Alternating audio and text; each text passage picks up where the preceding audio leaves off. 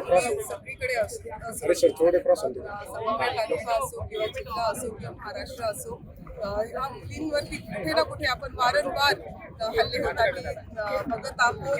कुठे रेप केस होत आहेत, कुठे ऍसिड हल्ले, कुठे चाकूने हल्ले. अतिशय वाईट अशी परिस्थिती महाराष्ट्रामध्ये उद्भवलेली आहे. मला एवढंच सांगायचं की शासनानं कठोर कायदे असे केले पाहिजे की मुलींवरती हल्ले झाले पाहिजे.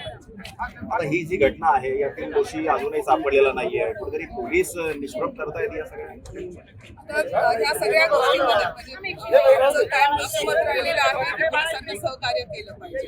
जिथे कोणाला काही इन्फॉर्मेशन असेल त्यांनी पोलिसांपर्यंत पोहोचवली पाहिजे. त्याच्यामध्ये कोणत्या गटाचा आहे, कोणत्या पार्टीचा आहे, कोणत्या समाजाचा आहे, ह्या सगळ्या गोष्टी न विचार करता पोलीस त्यांचं काम करण्याचा प्रयत्न करतात, पण अजून त्यांना काही रिझल्ट भेटलेला नाही. मला म्हणजे वाईट ह्याचं वाटतं की जे CCTV होते ते काही ठिकाणी बंद आहेत, काही ठिकाणी चालू आहेत, काही ठिकाणी लागले नाही.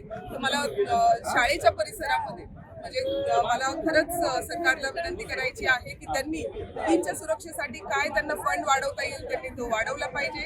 शाळेच्या ठिकाणी, हायवेवरती, चौकांमध्ये CCTV कॅमेराज जे आहेत ते लागलेच पाहिजे. आणि खरंच म्हणजे मुलींची सुरक्षा जेव्हा आपण म्हणतो तेव्हा अशा विकृत पुरुषांची किंवा मनुष्यांची जी मानसिकता आहे ना ती तपासून बघितली पाहिजे.